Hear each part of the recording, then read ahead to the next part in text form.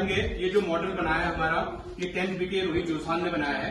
तो जो इनका मॉडल जो इन्होंने बनाया है, जैसा आपने जो पढ़ा था ना, हमारा जो चैप्टर चल रहा है आजकल अम्ल, क्षार और लवण, तो उसमें आपने पढ़ा होगा कि जो शुद्ध पानी होता है वो विद्युत का चालन नहीं करता है। ठीक है, क्यों नहीं करता? क्योंकि उसमें कोई आयंस नहीं होता। शुद्ध पानी में कोई आयंस नहीं होते हैं। अब आयंस नहीं होंगे तो वो विद्युत का चालन नहीं करेगा। और उसके बाद अपने अम्ल पढ़ा था, तो आपने पढ़ा था अगर हम अम्ल का जलीय विलयन जो होता है, अगर हम पानी में क्या मिलाते हैं, थोड़ा सा अम्ल मिला दें, तो अम्ल का जो जलीय विलयन होता है वो विद्युत का चालन करता है। ठीक है, और ऐसे ही अगर मैं बेस यानी क्षार का जलीय विलयन बनाऊं तो उसका क्षार का जलीय विलयन भी विद्युत का चालन करता है। हमने पढ़े थे अम्ल के जलीय विलयन में H+ आयन उपस्थित होता है, तो इसलिए वो विद्युत का चालन करेगा।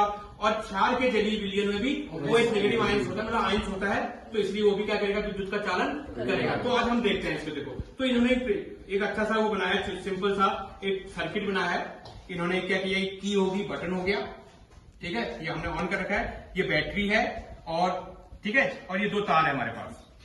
ठीक है, अच्छा, ये 2 तार है, और इसमें आपने क्या है, पहले वाले इसमें आपको जो दिखाई दे रहा है शुद्ध पानी है, प्योर वाटर। ये दूसरे वाले में जो दिखाई दे रहा है आपको, इसमें अम्ल का जलीय विलयन है। अम्ल का प्योर एसिड नहीं है, अम्ल का जलीय विलयन है। और इस वाले में क्या है, क्षार यानी बेस का जलीय विलयन है। यही है ना। तो आइए हम देखेंगे इसमें।